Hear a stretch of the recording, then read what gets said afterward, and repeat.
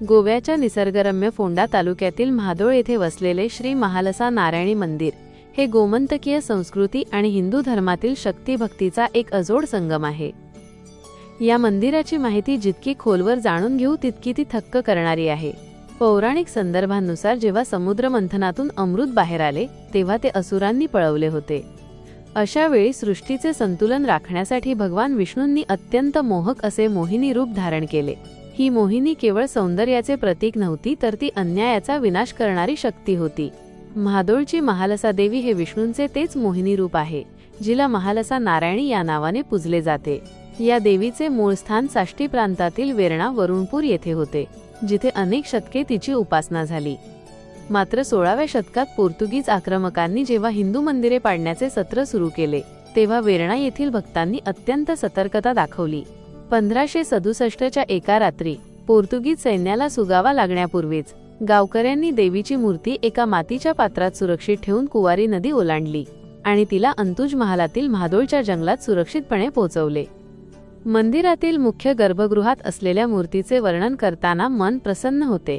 ही मूर्ती काळ्या पाषाणात घडवलेली असून ती चतुर्भुज स्वरूपात आहे।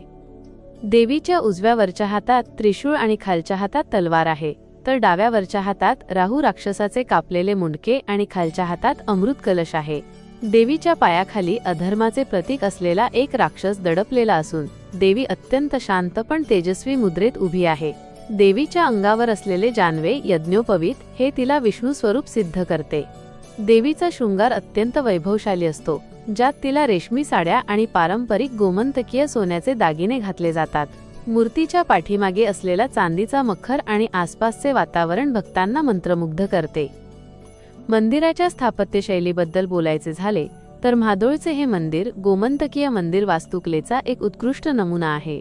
मंदिराच्या प्रवेशद्वारात असलेला भव्य पितळी दीपस्तंभ हा गोव्यातीलच नव्हे तर भारतातील सर्वात देखण्या स्तंभांपैकी एक आहे। हा स्तंभ अनेक मजली असून त्यावर दिवे लावण्यासाठी नक्षीदार जागा आहेत।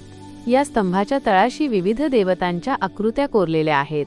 मंदिराचा सभामंडप हा लाकडी कामासाठी प्रसिद्ध आहे।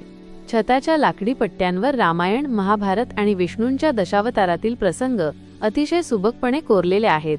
हे कोरीव काम इतके सूक्ष्म आहे की त्या काळातील कारागिरांच्या कौशल्याची साक्ष देते। मंदिराच्या आवारात एक मोठी पाण्याची विहीर तळी असून तिचे पाणी अत्यंत पवित्र मानले जाते। या मंदिराच्या इतिहासातील न्यायाची घंटा हा भाग अतिशय विशेष आहे।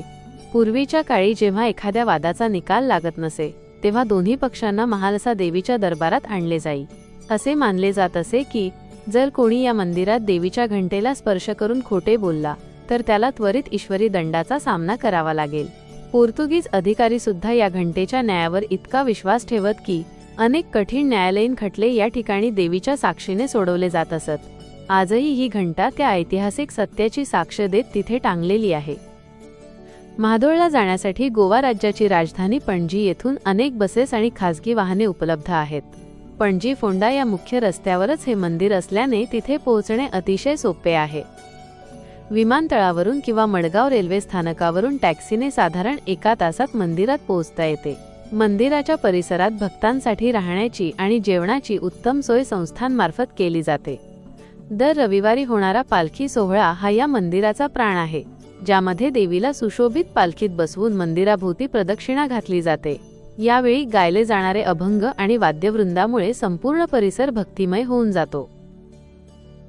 श्री मंगेशी मंदिर हे गोव्यातील सर्वात प्रसिद्ध मंदिरांपैकी एक असून महालसा मंदिरापासून केवळ 1 किलोमीटर अंतरावर आहे।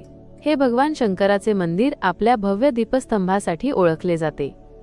श्री शांतादुर्गा शंखवालेश्वरी देवस्थान वेलिंग हे मंदिर महालसा मंदिरापासून साधारण 1.5 ते 2 किलोमीटर अंतरावर आहे।